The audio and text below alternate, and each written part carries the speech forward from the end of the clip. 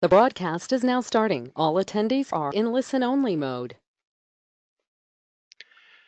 Good afternoon. On behalf of the Academy of Doctors of Audiology, I would like to welcome you to today's webinar, The Audiology Project, Diabetes-Related Hearing and Balance Issues. My name is Brian Dowd, and I am pleased to serve as today's course moderator. This webinar will equip audiologists with the supporting information and use of the PowerPoint and state cohorts to raise awareness of this condition and to advocate for audiological medical management. The presentation will be followed by a question and answer session. Please type all questions into the chat queue at that time. At this time, it is my pleasure to introduce today's presenter. Dr. Kathy Dowd received her undergraduate degree in French education from Spalding University, her master's in education in audiology from the University of Louisville, and her doctorate of audiology from Salus University. In the last few years, Dr. Dowd has worked to raise the awareness of chronic disease and ototoxic medications and the comorbid impact on hearing loss and risk of falls. Her work on this emerging issue in audiology has focused on diabetes educators, state agencies for chronic disease, hearing loss and fall prevention, as well as federal agencies such as Centers for Disease Control and Healthy People. Dr. Dowd is presently the Executive Director of the Audiology Project, a nonprofit organization working with national audiology professional organizations to define a medical management model of audiological care for diabetes and other chronic and infectious diseases. Please join me in welcoming Dr. Dowd. Thank you very much, Brian. And also thanks to Relay, which is, as you can see, scrolling what we're saying at the bottom of the screen. I want to welcome all the audiologists and other interested medical professionals. I hope that this presentation will detail the impact of chronic disease, especially diabetes, on hearing and balance, and how we can raise awareness and focus resources on early identification of adult hearing loss. I have to tell you a story that really started this initiative. Back in 2011, I had a family member who was diagnosed with late onset diabetes. They already had cardiovascular disease and hypothyroidism and had a hearing problem. But when I spoke with a different family member who was there at the location where she was, he was totally unaware that diabetes could affect her hearing. So I told him I would find the information for him, send him the research so he would understand. I reached out to CDC and asked info@cdc.gov to send me information about hearing loss and diabetes. And they did send me hearing loss information and diabetes information. And I said, no, I want the link between the two. So after about a month or more, I finally got an email asking if we could talk. And it was someone high up in CDC who basically said all of her colleagues elected her to call me because nobody had ever heard about the link between diabetes and hearing loss. So I started sending her this research. And within 3 months, she was finding the research and sending it to me. So I knew that they understood that there is this link between diabetes and hearing loss. We deal with a profession that's not often seen or diagnosed. And we know that in the hearing age category over 65, that 54% have a hearing problem, but is it due to age only? Next slide.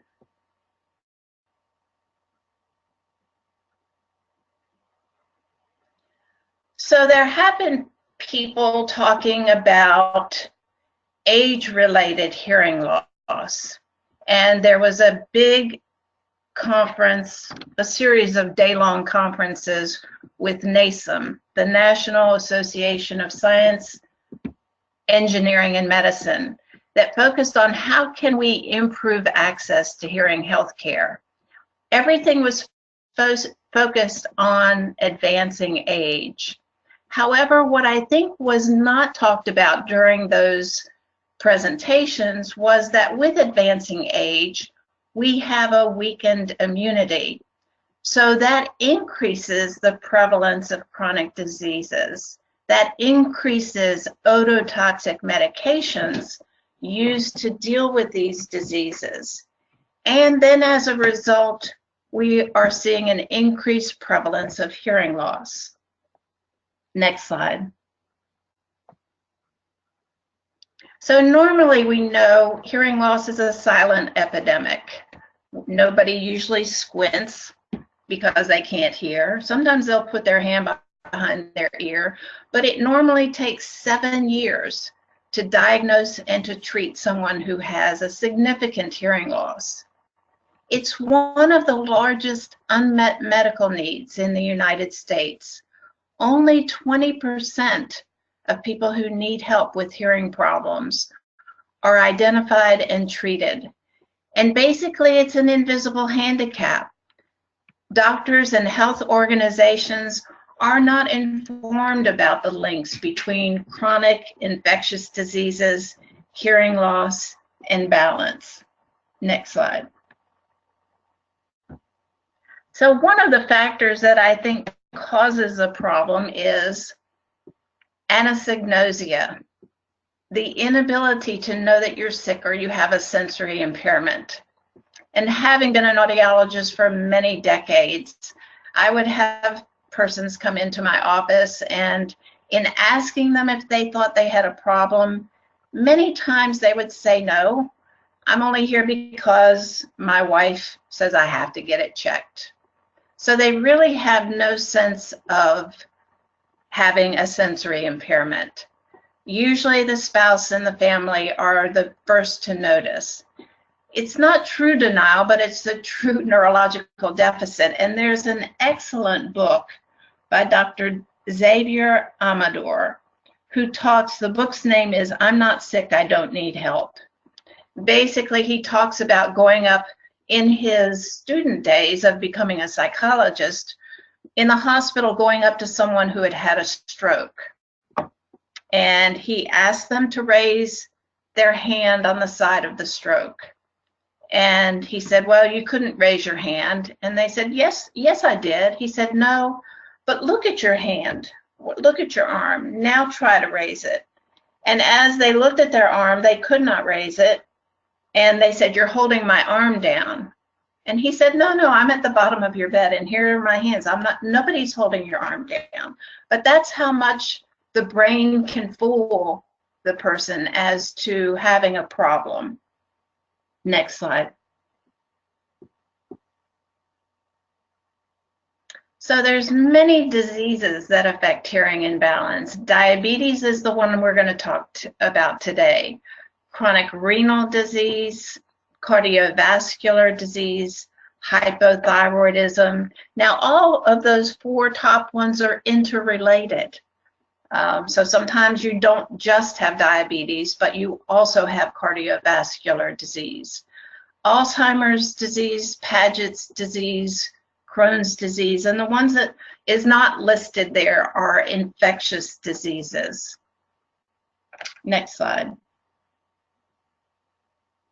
So what we know about diabetes ear disease is that it's caused by cochlear microangiopathy, which means the microvascular system of diabetes damages the stria vascularis and the cochlear blood supply. And let me just read you a little bit about this that describes this. Glucose is important for proper functioning of the cochlea. Chronic hyperglycemia may cause disruptions in cochlear structures. Vision problems due to diabetes is called diabetic retinopathy. Hearing problems due to diabetes is called cochlear microangiopathy, which is basically thickened vessels of the cochlea, stria vascularis, and the basilar membrane, and that disrupts the normal blood flow in the cochlea. It reduces the transportation of nutrients, and causes a secondary degeneration in the 8th cranial nerve. So what we're finding, especially in the NHANES study from 1999 to 2004, they went back and looked, and 30% of the people subjects in that study that had diabetes also had hearing loss. Next slide.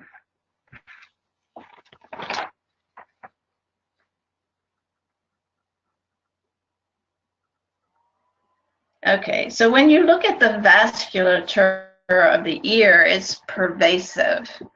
On the left side, that diagram shows you the cochlea, which is the snail-shaped organ, and then the vestibular canals, semicircular canals, those 3 loops, which tell your brain where you are in space.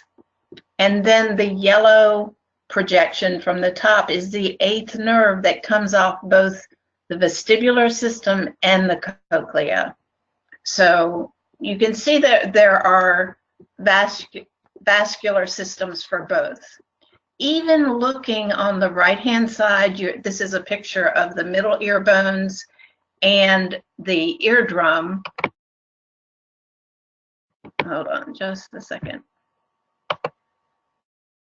Okay, so you can see the vascularization of the eardrum. If there is a disruption there, is it affecting the transportation of the sound through the middle ear into the cochlea? What I'm going to show you next is a National Diabetes Education Program educational video about what happens to the vision system in diabetes. And the reason I'm going to show this to you is that we cannot look into the cochlea the same as an optometrist can look into the back of the eye and see the vascular system. But we know that this microangiopathy is pervasive throughout the body. Next slide. So we will play this through speakers. Diabetic eye disease refers to a group of eye problems that can occur as a result of diabetes. Without diagnosis and treatment, diabetic eye disease can cause severe vision loss or even blindness. Diabetic retinopathy is the most common diabetic eye disease and is a leading cause of blindness in persons with diabetes.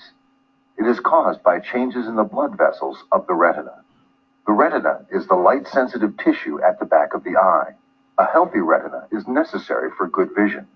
In some people with diabetic retinopathy, blood vessels of the retina may swell and leak fluid or blood. In other people with diabetes, abnormal new blood vessels grow on the surface of the retina. At first, diabetic retinopathy may not cause any changes in vision, but over time, diabetic retinopathy can get worse. At first, a person might see spots floating in their vision, or may notice a general blurring of vision. Eventually, diabetic retinopathy may cause vision loss and even blindness.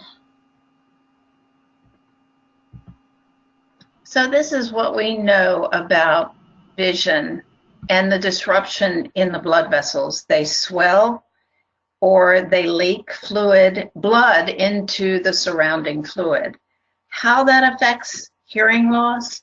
At this point, we know that in research, the human temporal bone and in animals has shown a thickening of the basilar membrane and capillaries within the stria vascularis on the lateral wall of the cochlea. And I have research, if you want citations for some of this information. This here in front of you is a slide from Michael Duenas, who is the public health officer for the American Optometric Association. What he says is that after controlling for diabetes, as measured by the HbA1c and creatinine, the level of diabetic retinopathy was significantly associated with hearing loss severity in both ears. So basically, whatever the person with diabetes is experiencing can affect all these parts of the body, not just vision, not just hearing, but the brain and it can cause depression, periodontal disease, elevated diastolic blood pressure, the potential of risk of falls and fractures, neuropathies in the feet, early kidney disease, and heart and carotid artery disease. Next slide.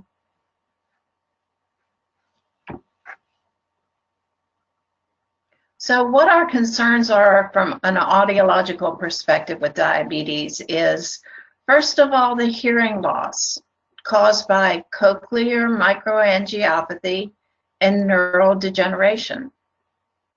In addition, there's an increased balance and fall risk because you have actual vestibular effects of diabetes, and you lose the sensation in your feet, peripheral neuropathy, and a loss of vision. So all three of these senses increase your risk of falls.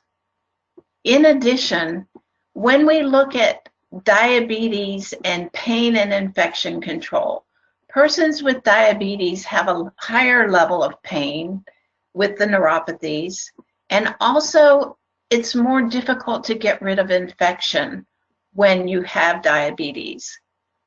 So some of the medications that is used actually can cause hearing loss, is ototoxic, or can cause a problem in your balance system, which is your vestibular toxicity. This happened with the family member I was telling you about when she got Clostridium difficile or C. diff infection in her stomach. What happened was she was put on gentamicin. It took 8 months to get rid of her infection. I went with her to the gastroenterologist and spoke with him and said, what about this other procedure called fecal transplant? And he said, no, we don't do that in this city. Nobody does, but don't worry. Once she goes off the gentamicin, her hearing is going to come back. When in fact, what he didn't realize is even 6 months after she stops taking gentamicin, her hearing may continue to decline. And it was catastrophic for her hearing. Next slide. And I will talk about cardiovascular disease only because 68% of people who pass away or die with diabetes have cardiovascular disease. So there's a high comorbidity between the two. Cardiovascular disease for hearing loss, it's affected when someone has a stroke or even has high blood pressure. Balance and fall risk, you have a buildup of fluid in the extremities and a loss of feeling. And the NHANES study also showed 44% have an increased fall risk because of hypertension-related problems. In addition, medication used for cardiovascular disease, you're looking at the ototoxicity of loop-inhibiting diuretics and also pain medication. Next slide.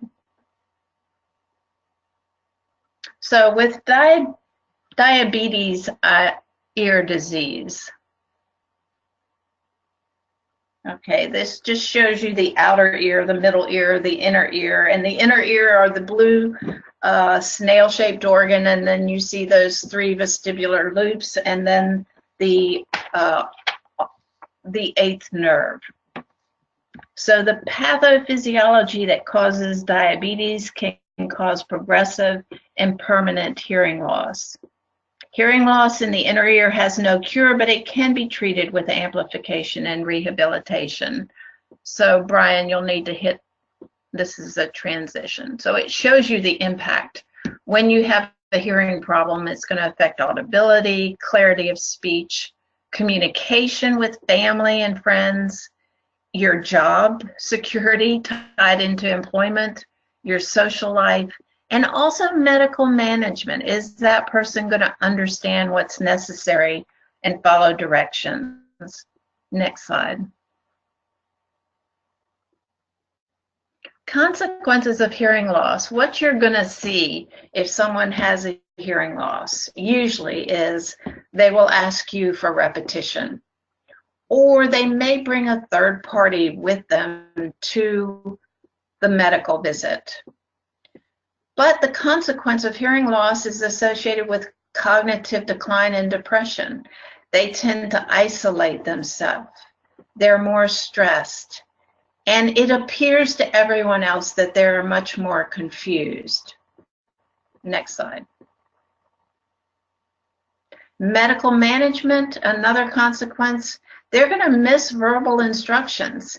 Even if you have your directions written down and you hand it to them, then you will verbally give them some nuances of how to follow those directions, which the person, if they don't understand, they will be non-compliant with your directions. And then that affects patient outcomes. Next slide.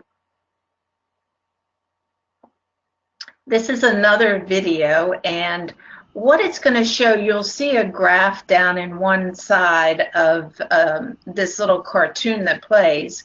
It starts off, the graph says normal hearing, and then you'll see a slight decline in the high frequencies, and that's a mild hearing loss.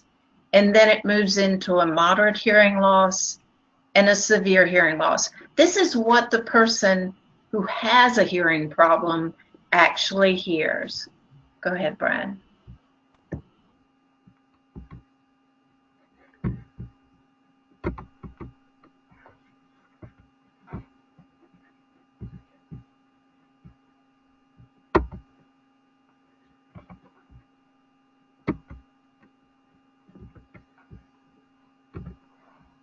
Okay, we're having a little bit of problem finding the, down at the bottom, finding the, there it is. Okay, very good. 2, 3, 4, 5, 6, 7. Aha! You're on my apartment building on Granite Avenue. You owe me $300. Get enough? Fred, take it easy. It's only a game. Wilma, I'm just like them big tycoons. I play to win. Now, Barney, pay up or get out of the game. Put your booklet. One down and 2 to go. Ready, it's your turn. I don't have any more money either. You got it all. Then I'll take the mortgage on your office call. Come on, take the light. Come on, just put that on the dummy. There's a reason you talking about later on there. Come on, Barney. I think you better go home. So I was watching Relay, and I realized once they got to the moderate hearing loss, which really was mild to moderate, it becomes very difficult to understand. And so you know when somebody is face-to-face in a doctor's office, they can lip read, and they're a competing sound. But in normal conversational speech, it's very difficult to understand, even with a mild to moderate hearing loss. And so now we're going to talk about diabetes and vestibular disorders. Obviously, the cause is problems in the inner ear and the central vestibular system causes a vestibular impairment. The pathophysiology is linked to diabetes, and it can be resolved with physical therapy or sometimes medications. What you will see for the person with a vestibular disorder is they have reduced mobility and they need assistance. Obviously, this is going to be worsened from vision effects and a loss of feeling in their feet that's linked to diabetes. So it increases the fall risk, and it can lead to serious injuries. Next slide. So our whole body, our balance is a whole body function. It integrates 3 system inputs. Eyes are part of the balance system. The eyes might be impaired due to diabetic retinopathy. The ears are part of the balance system. The vestibular portion of the inner ear might be impaired from diabetic ear disease.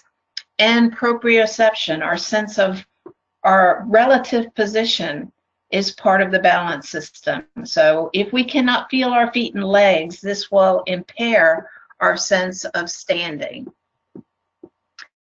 And what we need to do is refer patients with diabetes who cannot stand or walk unsupported with eyes open or closed. Next slide.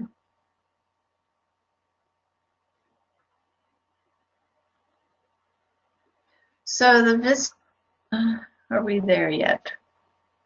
7, yes, okay.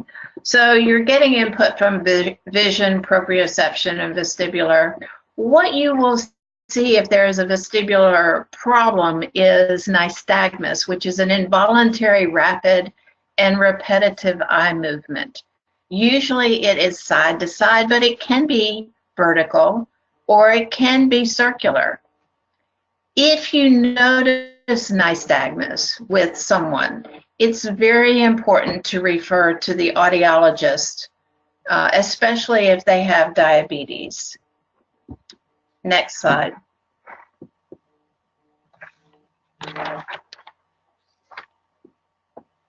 Okay, so the vestibular and vision systems are connected to each other and to the muscles in the eyes and the neck that maintain good balance. Head movements or other stimulation of the inner ear sends a signal through the nervous system to control the eye muscle movements. This forms a reflex pathway called the vestibular ocular reflex, or VOR. This system is designed to generate eye movements that maintain clear vision when the head is in motion. Many vestibular tests use equipment to monitor the eyes for normal or abnormal movements when the vestibular system is stimulated.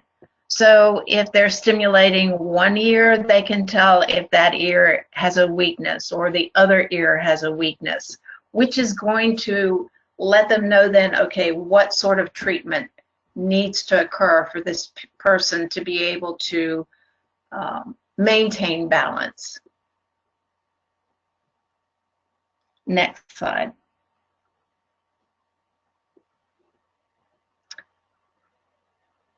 So there's 3 complications of diabetes we're going to talk about. The first is auditory. Next, 30% hearing loss prevalence, according to the NHANES study. This is a huge incidence of hearing loss. When you consider now we test every single baby when they're born, and the incidence of hearing loss in this population for the babies is 1 to 2%. Diabetes is causing a 30% incidence of hearing loss. Next. 80% of residents of skilled nursing facilities have a hearing problem. And when you go to a skilled nursing facility, there's a confluence of all the chronic diseases. There are persons with diabetes who have had amputations. There are people who have had major strokes. And so this population, every single person coming into the nursing home must have their hearing checked. And it is required by OBRA, the Omnibus Budget and Reconciliation Act of 1987. It doesn't always happen, though, unfortunately. Next slide. The vestibular impact, or vestibular complication. Next. 39% of persons with diabetes have a balance disorder. Again, which is a huge risk for that person, because balance disorders usually end up with broken bones, head trauma, and even loss of life. Next.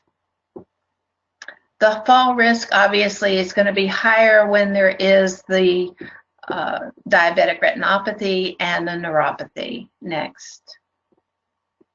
Cognitive.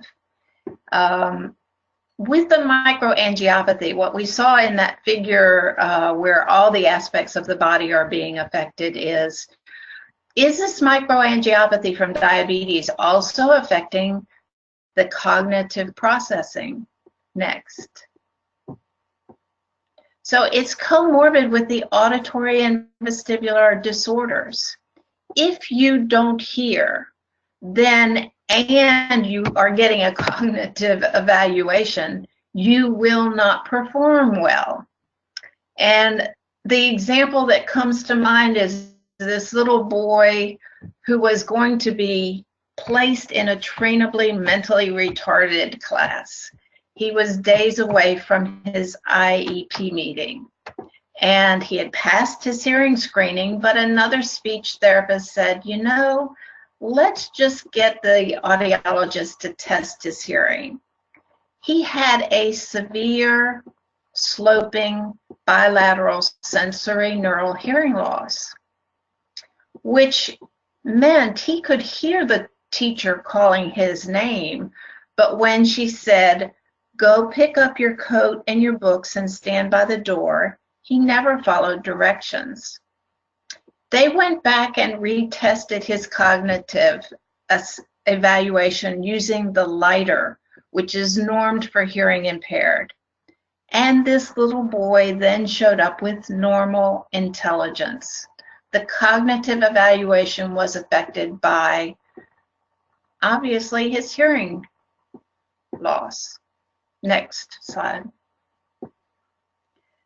Now, this is going to show complications from diabetes insulin medications, and we're not at all saying that someone with diabetes does not need to take insulin medications, but it is important to know that diabetes treatments with insulin medication has a potential to affect the auditory, vestibular, and cognitive. An assessment of all the different medications was done by an audiologist, Dr. Bob DeSogra, and this is what he found out. Next. For the auditory system, 27% of the medications have a risk of hearing loss. That doesn't mean they cause it, but they have a risk that they could cause it for some people who are susceptible to that. Next. Vestibular medications. Next. 81% of the medications have a potential to affect the vestibular system. Not that 81% of the people will show up a risk, but 81% of the medicines have a potential risk. So this just needs to be monitored and managed. Next. And again, for the diabetes insulin medications on the cognitive scale, next. 61% of the medications listed have a potential cognitive risk. Again, not that every medication will cause, or 61% will be affected, but they have a potential risk. So it's important for the audiologist, obviously, to look at all medications that person is on in evaluating hearing and balance and cognition. Next slide. So who evaluates hearing loss? For audiological medical management of hearing and balance, audiologists are the experts. They perform audiological evaluations and vestibular evaluations. They refer when there is a medical or surgical need, usually to an otolaryngologist or an ENT doctor. And so usually 15 to 20% of the people that we see may need medicine to cure their hearing loss or may need surgery to correct their hearing loss. But the audiologist, when they're doing their evaluation, will find these medical and surgical needs. Usually they have a master's, a clinical doctorate, or a research doctorate, and then they have certification by the audiology organizations. Next. In the audiology scope of practice, We do audiological management of hearing due to chronic disease or medications or noise or genetics. There's many things that we have to look at to find out what caused this hearing loss. We also do oral rehabilitation, including fitting hearing aids to correct the hearing problem. Hearing aids don't always correct hearing loss 100%, so the oral rehabilitation will teach the person who has a hearing problem how to best understand in difficult situations.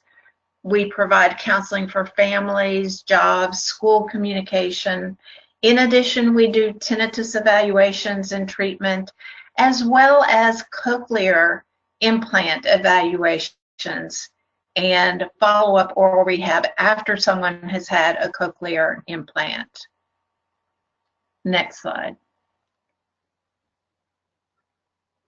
So, audiologist for vestibular fall risk management. There are screening protocols that could be done in a doctor's office or by any medical professional.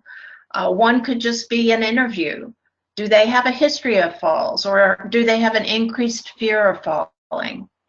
There are some screening tests one is called the timed up and go. How long does it take for the person to get up out of a chair and actually walk forward?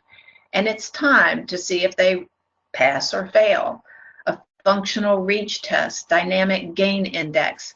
Any of these screening protocols will tell the person if this patient needs an advanced assessment, which may include posturography. Can they stand on an uneven surface with their eyes closed and open?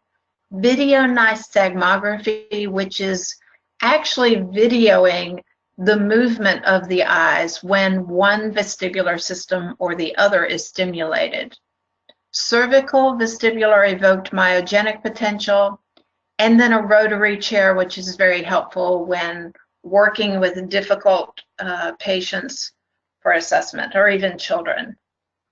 Next.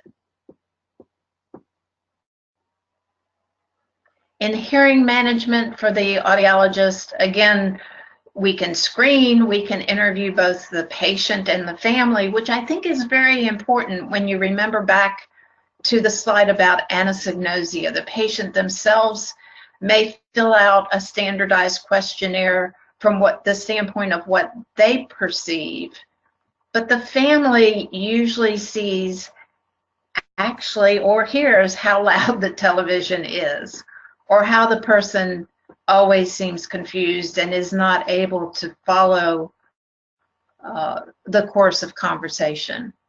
Another screening is called otoscopy, which is just looking in the ear to make sure there's not a blockage of wax or some other problem. Pure tone screening is a type of screening employed by speech therapists in skilled nursing facilities or in school systems. And then when the child or the adult fail, they always refer to audiologists for a full evaluation. Advanced assessments include the audiometric evaluation, which is going to find out, okay, at what level, think back to the Flintstones video, what is the level of sound that the person can just barely start hearing? Tympanometry is the eardrum moving back and forth as it should? If not, it could be that the middle ear bones are frozen, that there's a hole in the eardrum, that there's fluid in the middle ear.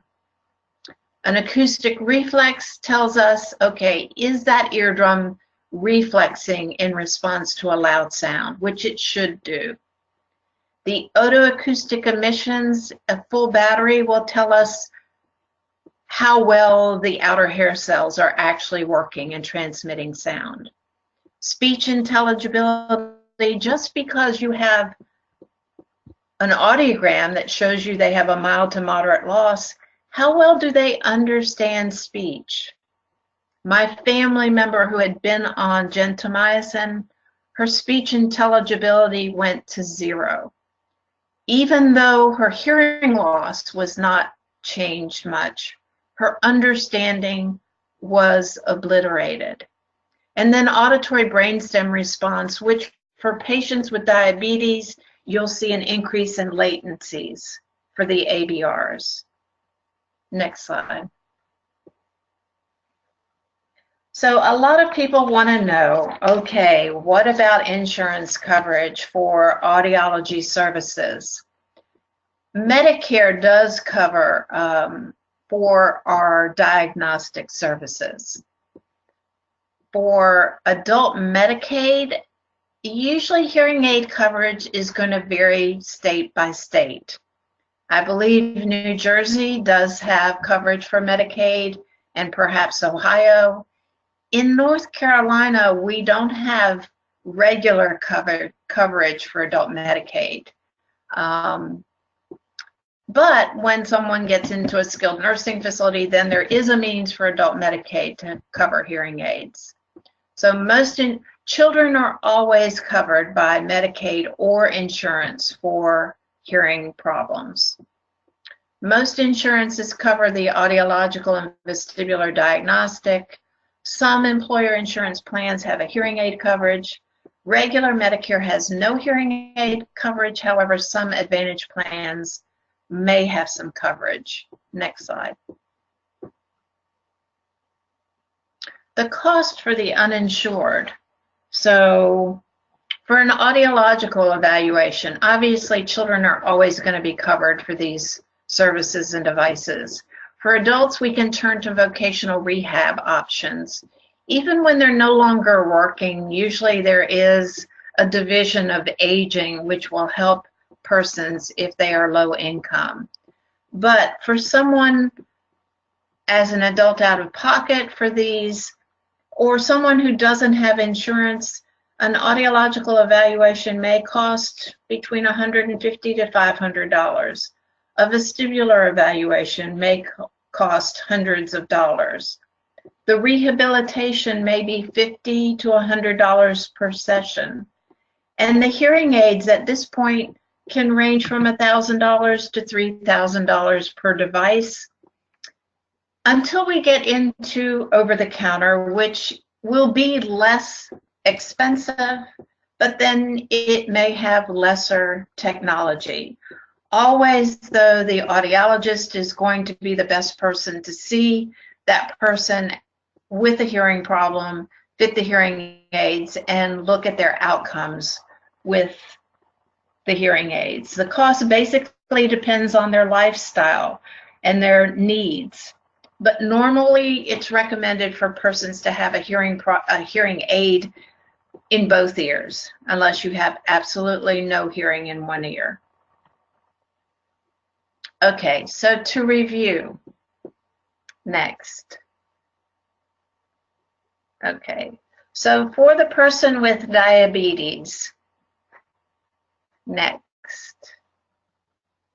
What we've done is we've looked at the pathophysiology, and we've also examined ototoxic and vestibulotoxic medications. So next, then we go to what are the hearing and the vestibular and the cognitive and social consequences for that person, even affecting their family communication and job performance. Next. It's going to be very important that medical professionals observe the person in front of them and that they refer them to the audiologist. When someone is first diagnosed with diabetes, that is the best time for that person to get a baseline hearing test and a screening of balance by the audiologist. Then you have given them a picture of where their hearing is now. So in 2 years or 5 years, if hearing does appear to be changing, you have a baseline reference point for that person. Next. And again, audiological management going forward. It's recommended that at least once a year that person comes in to have their hearing checked. It might be more frequently, though, if they're on these ototoxic medications. The audiologist will make that determination based on their test results, based on the case history, and any other medical problems that they're seeing. Next slide. And obviously, you're going to have improved patient compliance, which everyone wants better patient outcomes. You will get that if the patient is understanding the directions on what they need to do to comply. Next. So we're close to the end of this webinar, and this is a picture of Joanne Rinker, who's going to be our speaker in March. Joanne Rinker is a diabetes educator, and I'm in the picture with her. We did a poster presentation at the American Association of Diabetes Educators in 2012. She went on to do a webinar about hearing loss and diabetes and was named the AADE Diabetes Educator of the Year. In March, she is going to be telling us what we need to know about diabetes, the ABCs of diabetes, so that when we do see a person with diabetes in our office, we will know all of the concerns that are important to address. Next slide. And this is a picture of the Audiology Project Stakeholders Meeting, which was held September 28th, 2016 at Salus University. Basically to establish the mission of raising awareness of diabetes-related hearing and balance issues. It was attended by AAA, ADA, ASHA, AOA, AADE, and CDC, as well as contributions by esteemed audiologists like Richard Gans and Bob DeSogra and Victor Bray. So it was here that we basically came together as a group of professional organizations to start working on this emerging issue of diabetes ear disease. Next slide. So thank you for your time today, and many thanks to our host, the Academy of Doctors of Audiology. Please know that the webinar series is going to be monthly for audiologists and other healthcare professionals. CEUs will be offered to audiologists through ADA. For state cohort audiologists, remember tomorrow there is a Healthy People seminar for planning the goals for the National Healthcare Plan. And for audiologists wanting to volunteer in your state, please contact me through the email address or the phone number that you see on the screen. So thank you very much for attending, and I think we have some time for questions. That's correct. Thank you, Dr. Dowd, and we will take questions. Please type your question into the chat box and we'll read it for some answers. First question is, in my clinical population, I have noticed that patients taking insulin have affected hearing more compared to other medications. Any reason for that? Well, I think when we look back on that slide that talked about the medications potentially causing a problem with hearing, it's important to list any medications that that person is taking and relay that information to the physician who's treating that person.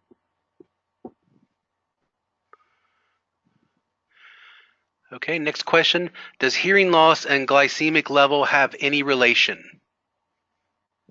Well, I think yes, definitely, because hyperglycemia is what is causing the microangiopathy throughout the body. So yes, if it is uncontrolled, then it has a potential effect on hearing, on balance, in all parts of the body.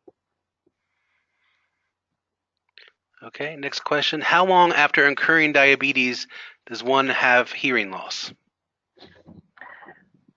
Well, I'm not sure that that has been studied. How long does it take for hearing loss to occur? And the same with vision. Someone may not have a diabetic retinopathy for several years, or maybe not at all. It depends on the person's immunity and susceptibility to all the aspects of diabetes. So I'm not sure that we really know, and that's why it's just important that at least once a year you have the hearing and the balance checked to see if everything is okay. Okay. Next question. Can we get the list of medications used to treat diabetes? Yes, it is on our website, which is theaudiologyproject.com. And I believe if you go under blogs, you will see a list of those medications. Always with medications, you can go on the website rxlist.com and you can look up the medication, and then you can look for yourself for side effects and see if that particular medication has a potential to cause hearing, balance, or cognitive problems. Okay, next question. Could you share your slides for us to educate PCPs? Also, do you have any handouts to share? Basically, we have state cohorts under the Audiology Project. At this point, we have 27, 28 state cohorts. And the audiologists in these states will have access to this presentation and be able to do outreach. So if you want to know about in your state how you can get in touch with these people, then definitely let me know. If you're an audiologist in another country and you would like to have access to this slide presentation, certainly email me and let us talk about this advocacy, and I am very willing to share this presentation. There's a lot of education that needs to go on, and so it's going to take many, many people to do this. Great. And just a note for the attendees, there are several questions about attendance certificates and copies of transcripts. I will cover that at the end. Right now we're doing just the questions to the speaker, but I will cover that information before we close. Next question. Is there a recommendation on how often to repeat hearing testing for patients with diabetes? For example, annually, every 2 years, and is there such research on this topic? Well, the Audiology Project is actually writing a peer-reviewed article. We have a panel of expert clinical and research audiologists who have already written the article. It's under edit right now, which will describe the pathophysiology and the medical management and monitoring for audiologists. At this point, I think it's just important to get a baseline for every person with diabetes, a baseline hearing test, a baseline balance test. The audiologist is going to make the determination. If there's nothing in the case history, you're not on any medication, you have no other chronic diseases, you're basically healthy, then they may decide that once every 2 years will be enough.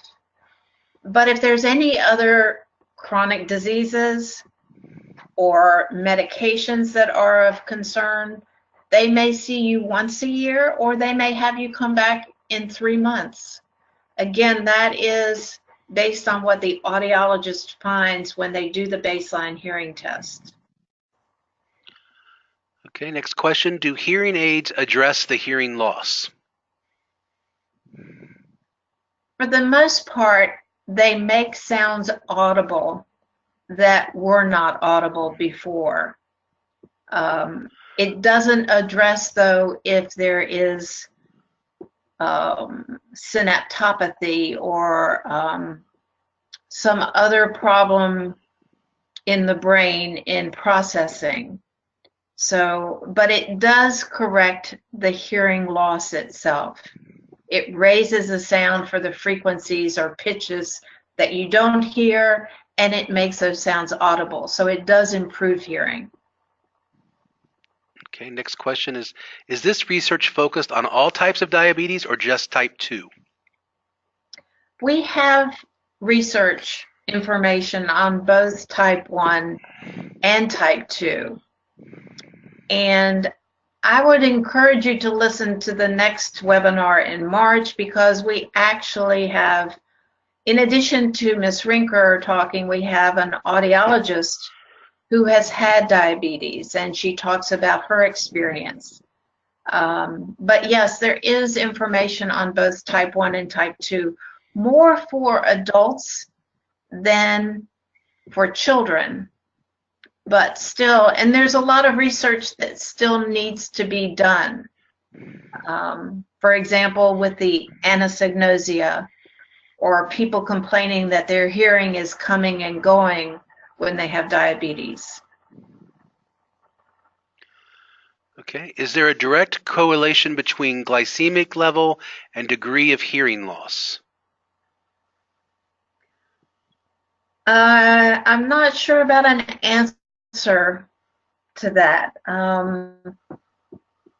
There is a correlation between glycemic level and hearing loss, but I'm not sure about the degree of hearing loss. And different studies have found different aspects of hearing problems.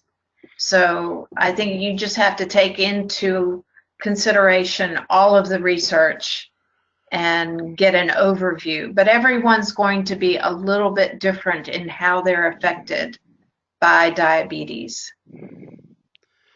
Okay. Do you have a list of current resources I can share with my local endocrinologists and diabetes educators who have data this link in past discussion?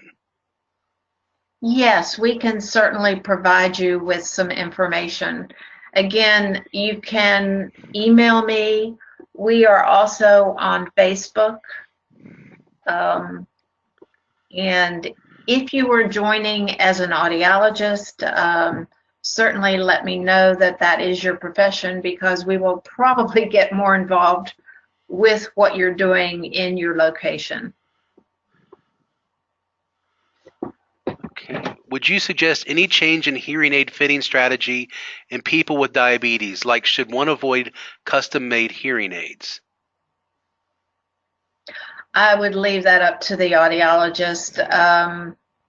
I think the type of hearing aid and the fitting really depends on your hearing levels and what works for you and for your hearing levels. It's I can't predict that. It really comes from your test results and your discussions with your audiologist. Okay. Next question, how can we ID the cohorts in the states? If you contact me, I can let you know, but also if you go to the audiologyproject.com, you can go to a link on the dashboard that says state cohorts, and it will list every state, and the ones that are highlighted have a hyperlink to the individuals that are working in that state. Okay. Why do we see a high frequency SNHL versus a broad spectrum hearing loss with diabetes? I'm not sure why we see starting out that it's high frequency, but it definitely is one of the effects with diabetes. And I'm not sure. Next question is, I am a physical therapist with falls prevention for the past 8 years. Recently, I have realized that static balance is quicker to screen to determine peripheral neuropathy, especially with patients with diabetes. Have you considered the 4-stage balance test as a static balance assessment? It is part of the CDC's Steady Falls Risk Program. I am no longer a clinical audiologist, but I think anything that you can provide us as a physical therapist will be very helpful In May, we are going to have a webinar by an esteemed audiologist who does a lot of vestibular testing, and he trains physical therapists on fall prevention and treatment. So anything that you can give me, I can certainly pass along to him for analysis. But as a physical therapist, you're probably going to make a referral to an audiologist when someone is at risk of falls to see if the vestibular system is impaired, and that's going to affect your treatment of the person in physical therapy. And one last question. How can we differentiate whether the hearing loss is due to aging or due to diabetes? I don't think you can. I don't think you can. I think obviously as you grow older, you have a weakened immune system. So there's many things that can then impact your hearing. Even as an older person going out and mowing the yard, you may be at a higher risk for noise exposure. So yes, as you get older, the incidence of hearing loss with diabetes is raised, but it can come from multiple sources, not just the diabetes.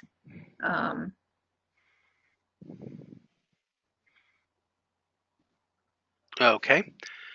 And that is all the questions we can take at this point. Thank you very much again, Dr. Dowd. We did record this session. It will be available on the ADA website within 3 to 5 days. Additionally, we will be sending out certificates of attendance to everyone who attended within 3 to 5 days. If you have questions and need additional information, Dr. Dowd has provided her email address and phone number on the screen. Please feel free to reach out to her. And for the additional or the webinars that were referenced for March and the other upcoming months, we will be sending out information, and they will be listed on the ADA website as well, which is www.audiologist.org. Thank you for your participation, and have a great day.